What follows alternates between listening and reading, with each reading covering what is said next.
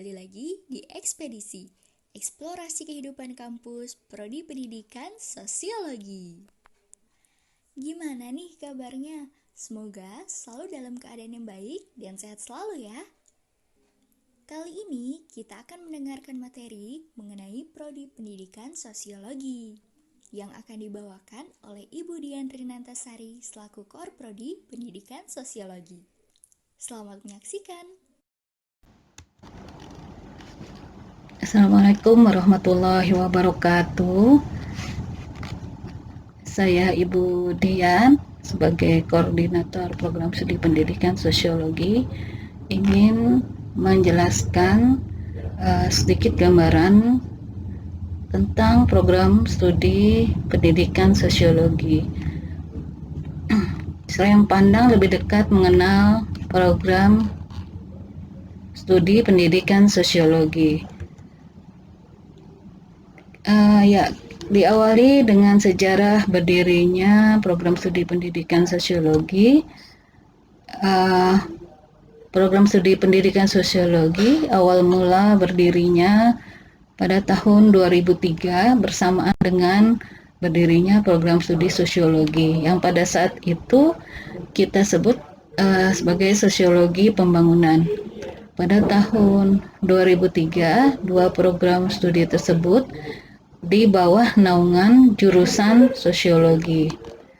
Nah, untuk sekarang jurusan sosiologi sudah dihapus.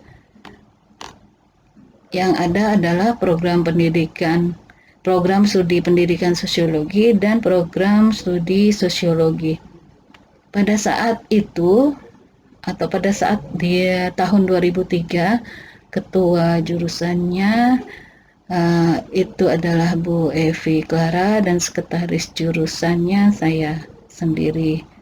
Pada awal berdirinya dua program studi tersebut, menerima mahasiswa masing-masing terdiri dari 40 orang mahasiswa. Baik itu di program studi pendidikan sosiologi maupun di program studi sosiologi. Kemudian pada tahun 2005 keluar SK penyelenggaraan program studi pendidikan sosiologi dan program studi sosiologi. Pada saat itulah prodi pendidikan sosiologi dan prodi sosiologi mulai diperhitungkan sebagai program studi yang menerima mahasiswa melalui jalur ujian masuk PTN tingkat nasional. Dasar program studi pendidikan sosiologi itu berdiri, pertama, berdasarkan data dan fakta di berbagai sekolah negeri maupun swasta di tingkat SMA dan madrasah aliyah di Jakarta, ternyata yang mengajar mata pelajaran sosiologi di sekolah-sekolah tersebut hampir 90% para gurunya tidak berlatar belakang pendidikan sosiologi ataupun dari sosiologi. Latar belakang sarjana dari guru-guru yang mengajar sosiologi atau mata pelajaran sosiologi di SMA dari berbagai disiplin ilmu di luar sosiologi. Misalnya dari jurusan Tata Boga, jurusan Bahasa Indonesia, jurusan Bahasa Inggris, dan jurusan Bahasa Jerman. Jadi memang hampir dari 90% guru-guru yang mengampu mata pelajaran sosiologi dan antropologi pada saat itu hampir 90% itu bukan dari disiplin ilmu sosiologi maupun pendidikan sosiologi. Dari tahun 2003 sampai saat ini tahun 2020 semester 112 program pendidikan sosiologi program studi pendidikan sosiologi sudah meluluskan sarjana pendidikan sosiologi lebih kurang 838 mahasiswa. Dan berdasarkan hasil tracer study lulusan prodi pendidikan sosiologi, sebagian besar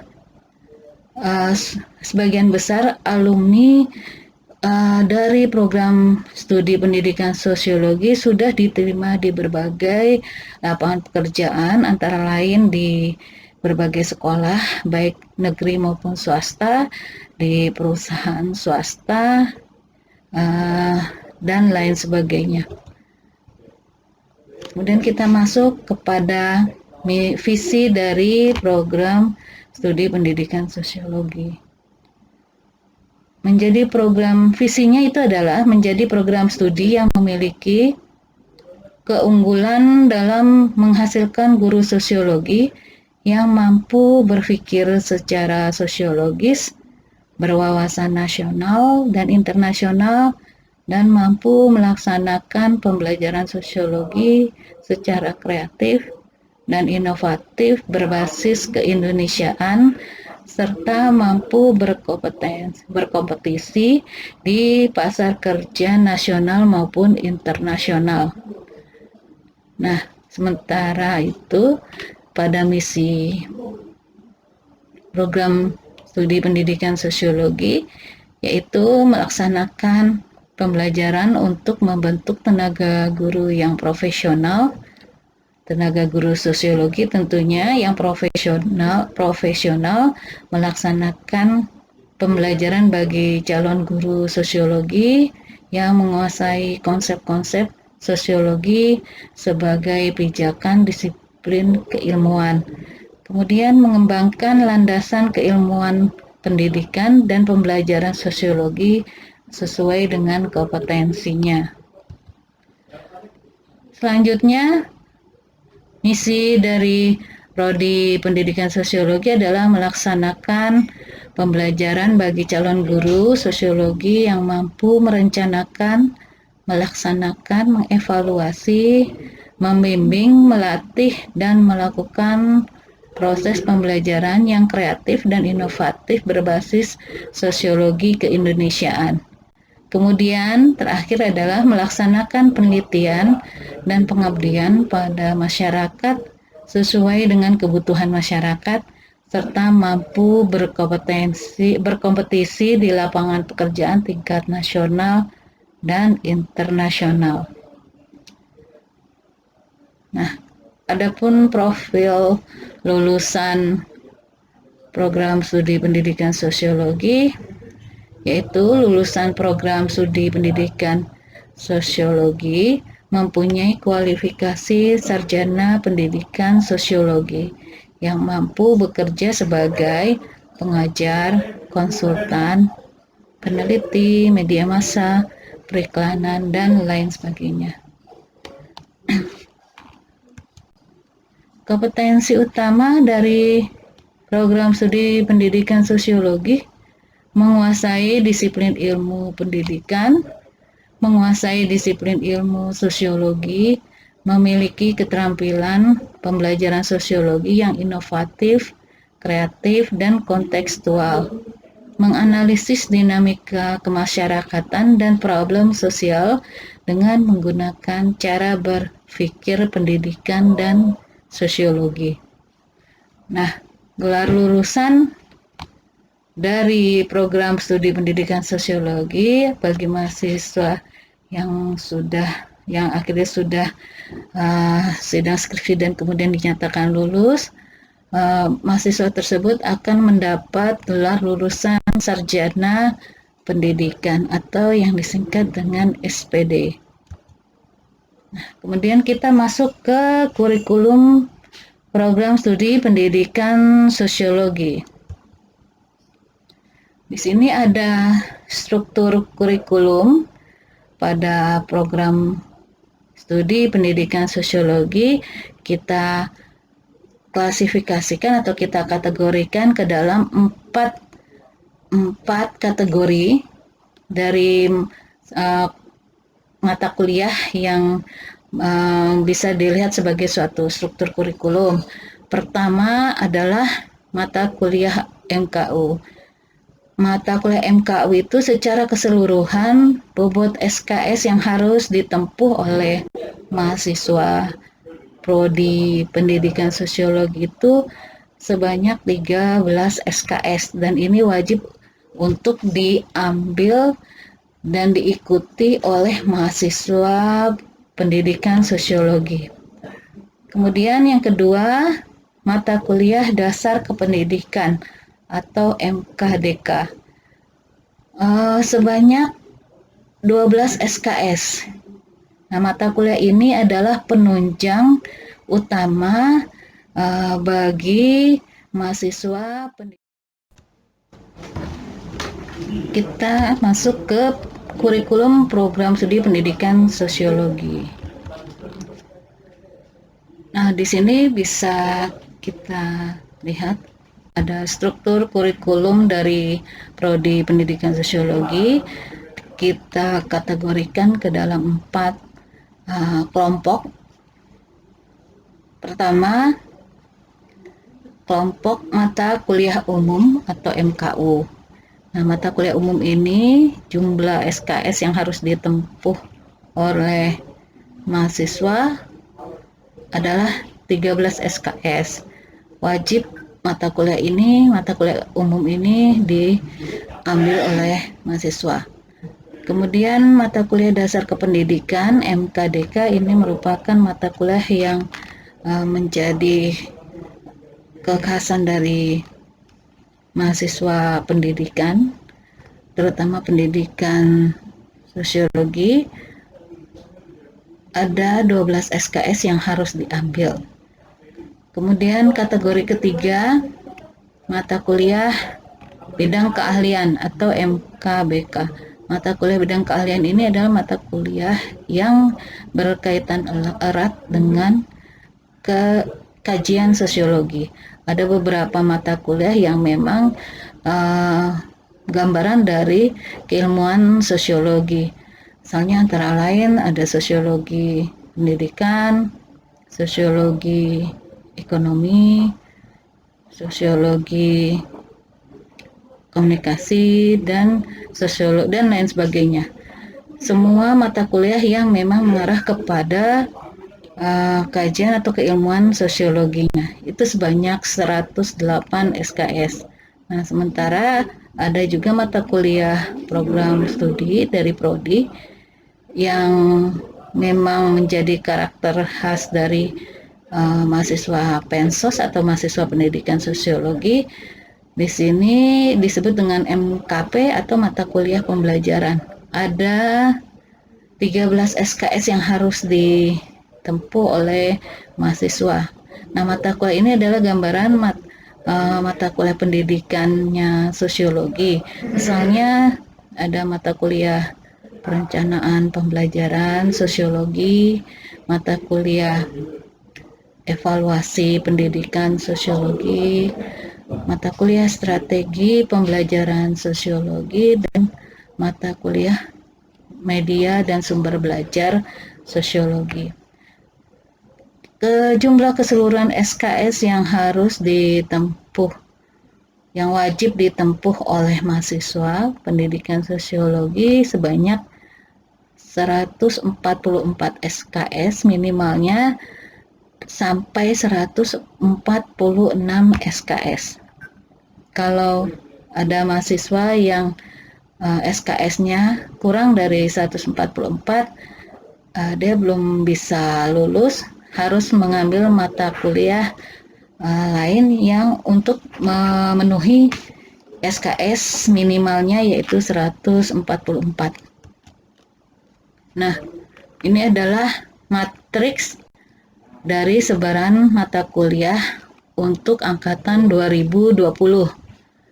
Ini bisa dilihat dari tabelnya, kita buat berdasarkan tahun pertama, tahun kedua, tahun ketiga, dan tahun keempat.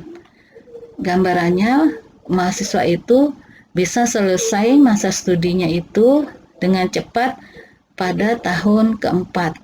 Bahkan ada beberapa mahasiswa yang akhirnya juga bisa menyelesaikan masa studinya dengan cepat 3,5 tahun. Sudah ada beberapa mahasiswa yang dari pendidikan sosiologi yang menyelesaikan masa studinya 3,5 tahun lebih kurang sebanyak 10 orang dari program studi pendidikan sosiologi. Nanti bisa dilihat di sini per semesternya apa saja mata kuliah yang ditawarkan dari program studi pendidikan sosiologi.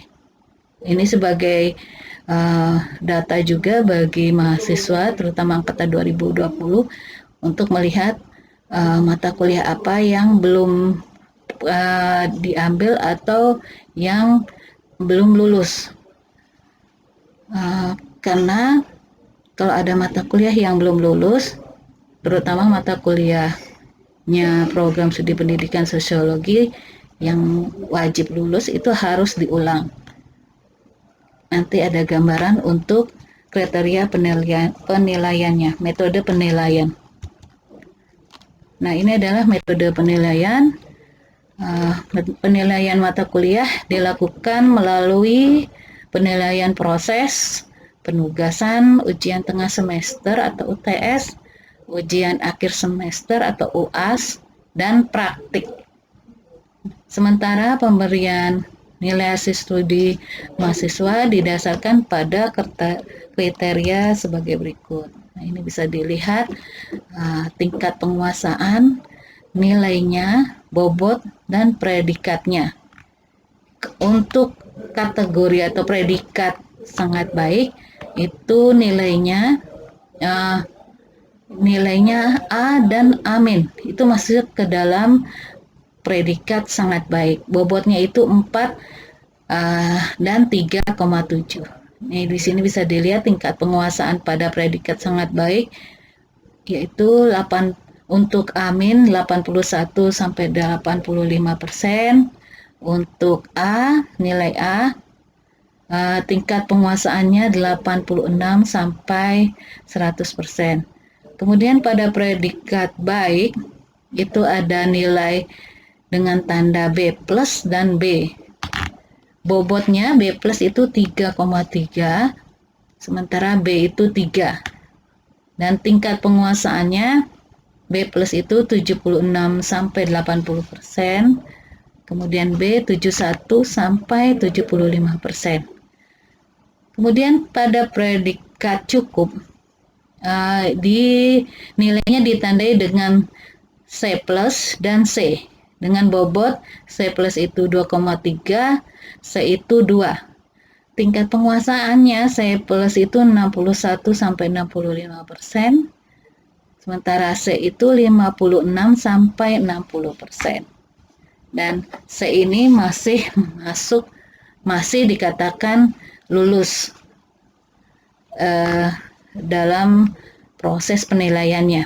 Nah, kemudian dengan predikat tidak lulus itu nilainya ditandai dengan D, dengan huruf D dan E.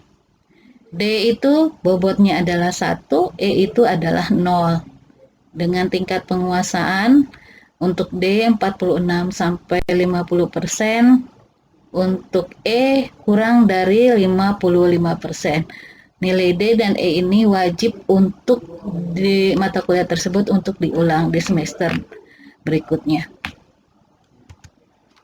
Nah, ini adalah dosen dari program studi pendidikan sosiologi.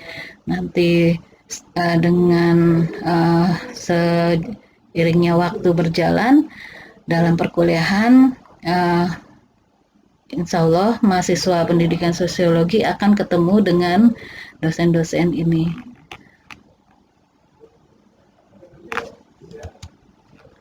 Iya, ada 12 dosen yang dipunyai oleh program studi pendidikan sosiologi. Terima kasih atas perhatiannya. Tetap semangat, terus mengejar cita-cita, dan selalu jaga kesehatan. Assalamualaikum warahmatullahi wabarakatuh.